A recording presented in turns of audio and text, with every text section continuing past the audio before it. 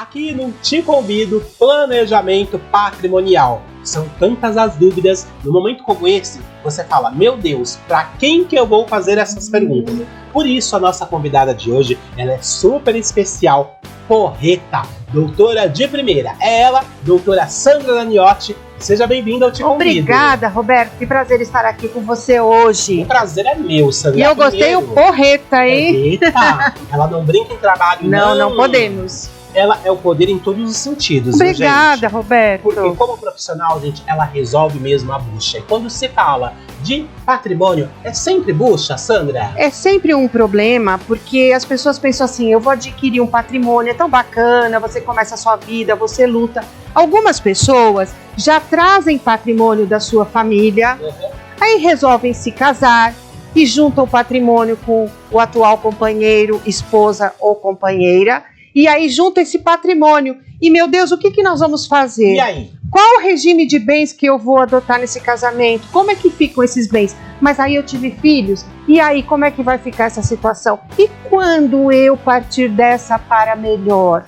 Não é? Para o outro lado. E aí eu vou ter sossego lá do outro lado se eu perceber que os meus filhos estão brigando, que o meu patrimônio que eu custei tanto a minha vida toda para adquirir se esvaindo? Então, hoje nós temos a possibilidade, Roberto, de fazer um planejamento. É um plano.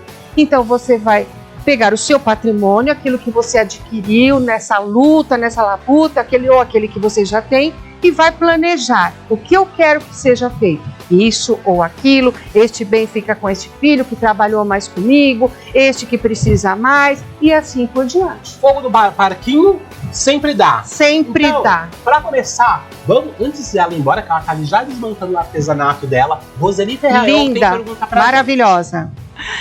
Oi, doutora Sandra, eu tenho uma coisa que eu quero saber. Se uma pessoa tem um patrimônio e ela pode fazer, ela tem esse único patrimônio, ela pode fazer a doação para um parente em vida? E aí, Sandra, olha, a pergunta da Roseli é boa, porque a dúvida fica no ar, né? Se você tem vários imóveis, vários patrimônios, então fica até mais fácil você fazer uma doação. Por quê? Porque tem que respeitar esses 50%. Você pode doar o seu patrimônio em vida com reserva de usufruto, ou seja, garantindo que você não vai ficar sem nada? Pode, mas você só pode doar até 50%.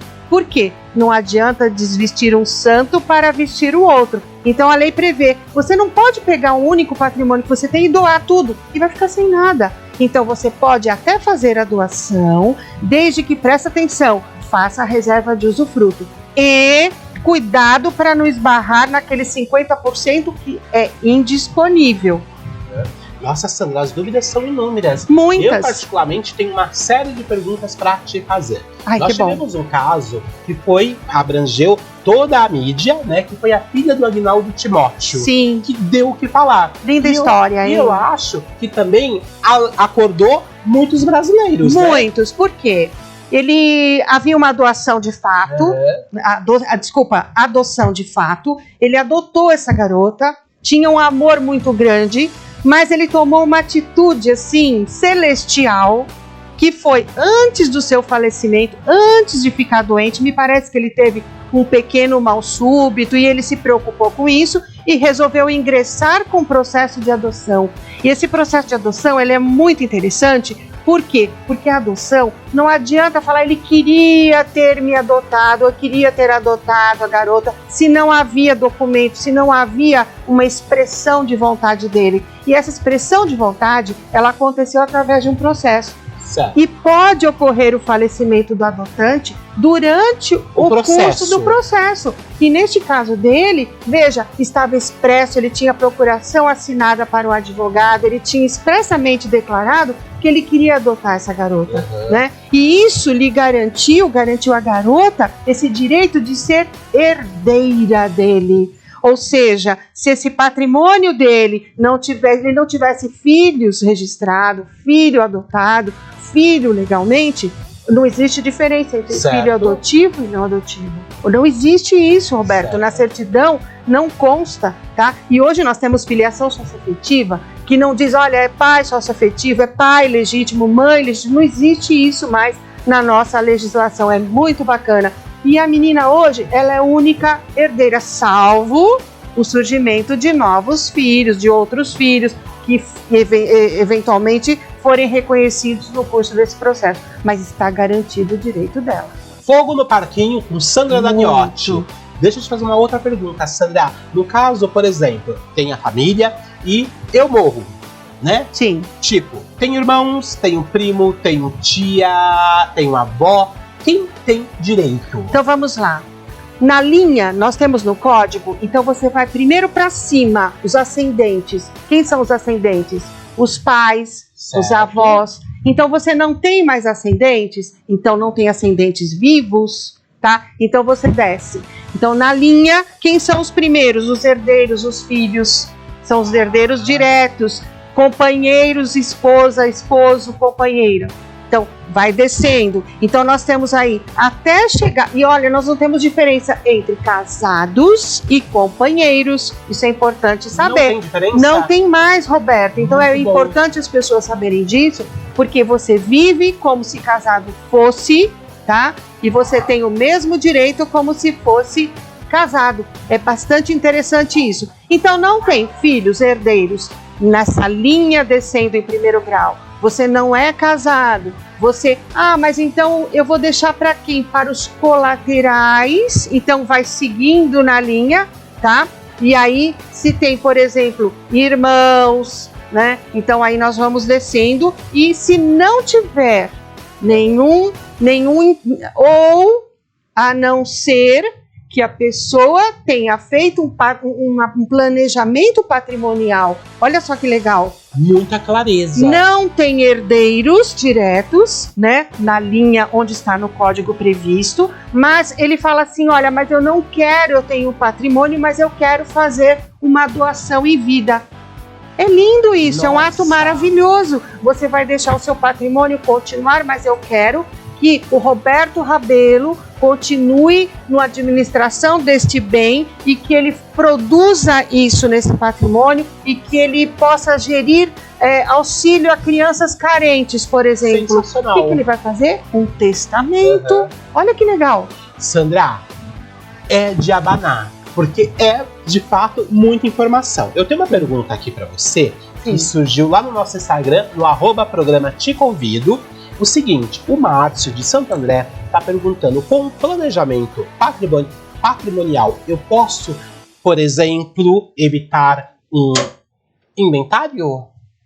Pode.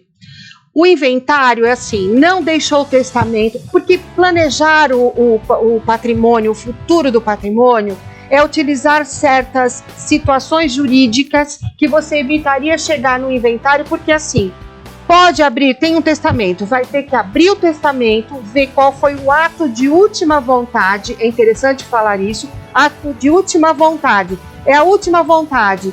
Depois a gente pode falar de testamento um pouquinho. Esse ato de última vontade vai dizer, eu quero que o patrimônio A fique com o filho 1, o patrimônio 2, o B eu quero que fique com o 2, o patrimônio C eu quero que fique com 3 e 4. Pode? Pode. E aí, isso, abrir o testamento, vamos para o inventário. Mas se não fez nada disso, eu estou explicando de uma maneira assim, didática, né? Se ele não fez nada disso nesse patrimônio, vai ser obrigado a abrir o inventário e vai ter que respeitar o direito de herança. Então, assim, é casado, não é casado, então o companheiro tem direito à sua ameação, ou tem direito à herança, tem participação junto com os herdeiros, então tem que ser respeitado sob pena de ser anulado tudo isso. Precisa tomar cuidado. Muito cuidado, fogo no parquinho, porque tem mais pergunta para a doutora Sandra Daniotti. A Mariana, ela tá aqui em São Paulo, em São Mateus. E a pergunta da Mariana é o seguinte: ela não tem filhos, tá? Tem 2 casas, certo? Porém, ela não gostaria de deixar esta herança para a família. Ela gostaria de fazer uma doação, porque segundo ela, Sandra, ela sempre viveu sozinha, nunca teve muito contato com a família e está perguntando se é possível. É possível fazer a doação desde que respeitado o direito de herança. Então, se esta família que ela tem, se eles tiverem o direito legal, então tem que ser reservado 50%. da parte disponível, ela pode fazer a doação. Ah, então ela só é obrigatório 50%. Reservar 50%. E, inclusive, ela pode fazer a doação em vida com direito de reserva de usufruto. Ou seja, enquanto eu estiver viva, eu vou usufruir, gozar, eu posso vender se eu quiser, eu posso... Só que no usufruto é bom lembrar que precisa da assinatura daquele que ela fez a doação. Por isso precisa tomar cuidado. Já pensou, você faz a doação, faz a reserva de usufruto. Vamos supor no caso dela, né, dessa nossa amiga. Ela faz a doação, faz a reserva de usufruto, porque tem que fazer, garantindo o futuro dela mesma. Certo. Aí, de repente, ela arrumou um comprador e ela precisa de dinheiro para pagar um tratamento, para pagar uma viagem, pagar os custos, as despesas que o patrimônio dá. E aí, e se quem recebeu essa doação diz, não, eu não assino mais não. Porque os acidentes de percurso podem acontecer, Sandra. Por isso é que precisa tomar cuidado, saber planejar, porque a vida segue e você vai precisar desse patrimônio para sua subsistência, não é, Roberto? Então, sem dúvida. É preciso planejar com cuidado. Sandra, a pergunta é muito boa. A Marília do Jaçanã, ela quer saber o seguinte. Ela se casou, tá? Tem uma filha e o marido não tem.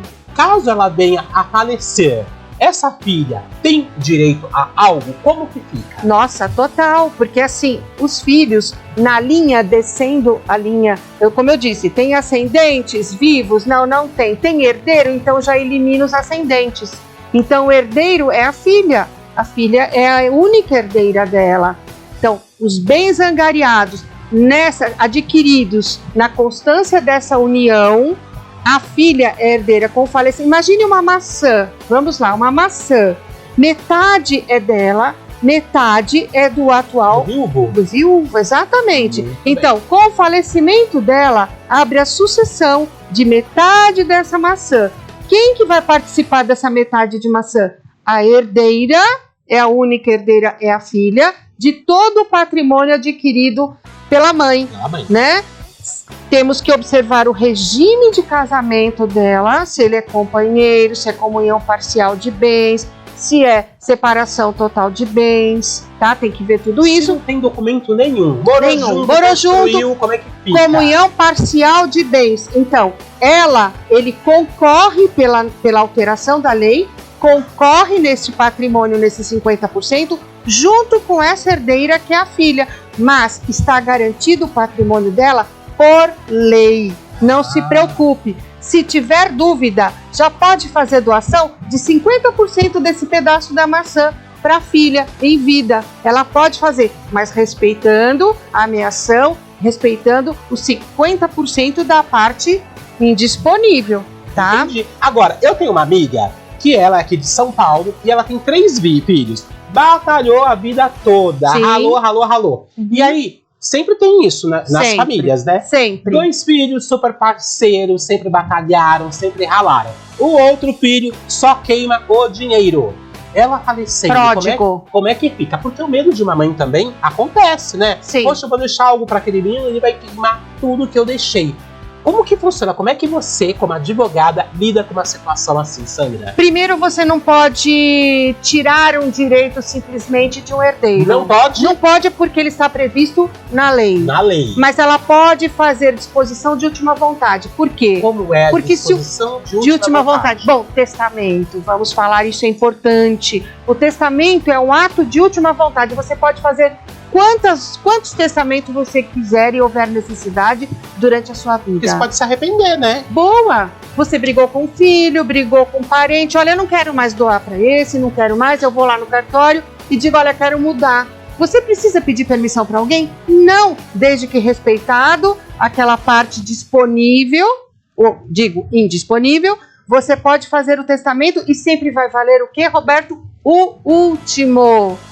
O último, por isso que é ato de disposição de última vontade. Se ele fez o testamento hoje, morreu ontem, morreu hoje, está valendo o testamento que ele fez ontem, de última vontade. Ah, mas ele fez 10. O último é que vale. Tá? Eu vou aproveitar a consulta com a doutora Sandra, que eu não sou bobo nem nada. Na família sempre tem aquele que é espertalhão, né, Sandra? Sim. Porque toda família tem. Recentemente, uma tia faleceu, ela construiu bens com o marido, tá? Sim. Ela já entrou no relacionamento com 2 filhas. Uma filha sendo meio que especial, Certo. né? E aí, a outra filha cadeirante, e com ele ela teve mais 2 filhas. Estão excluindo a menina dos direitos, doutora Sandra. Não. Isso pode? Como Claro é que que faz? não.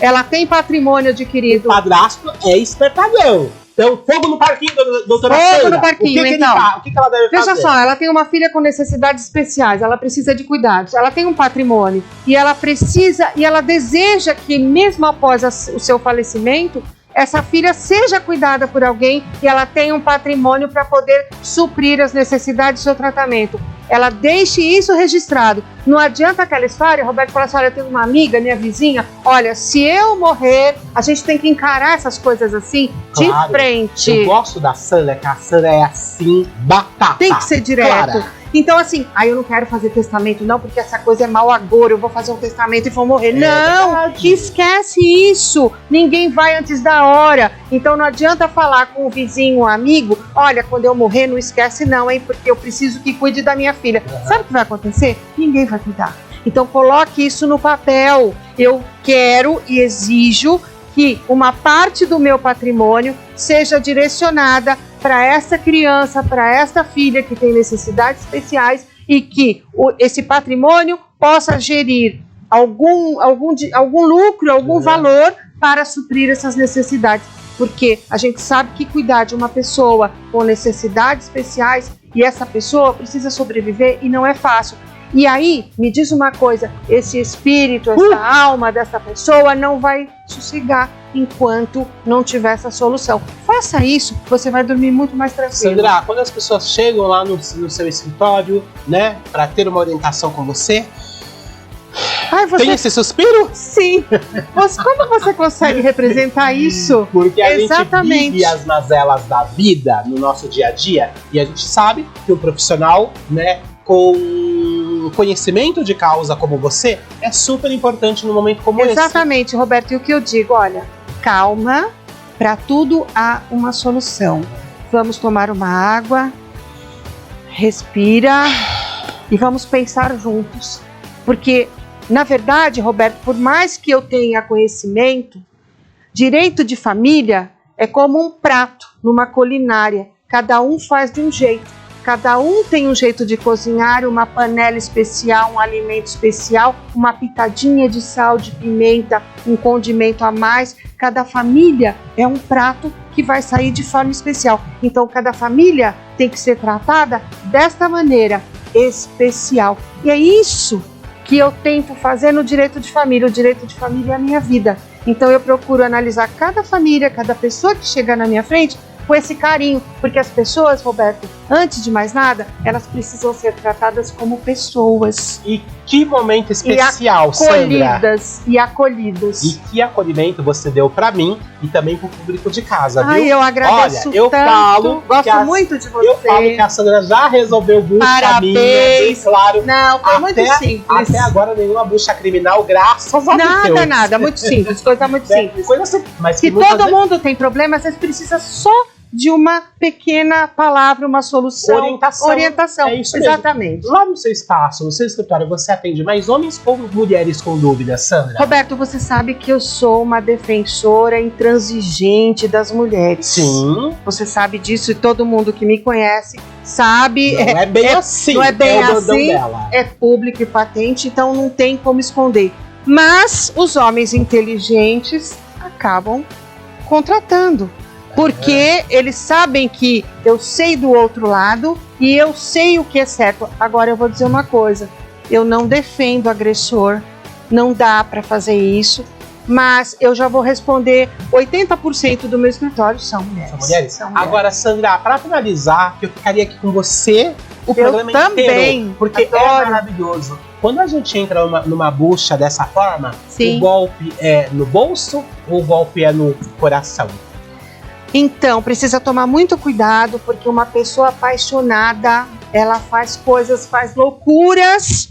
Então, a minha obrigação é dizer o seguinte, vamos planejar, você quer se casar, você está amando, está apaixonado, vamos planejar isso. Então, o pacto antinupcial pode evitar um golpe no bolso muito grande.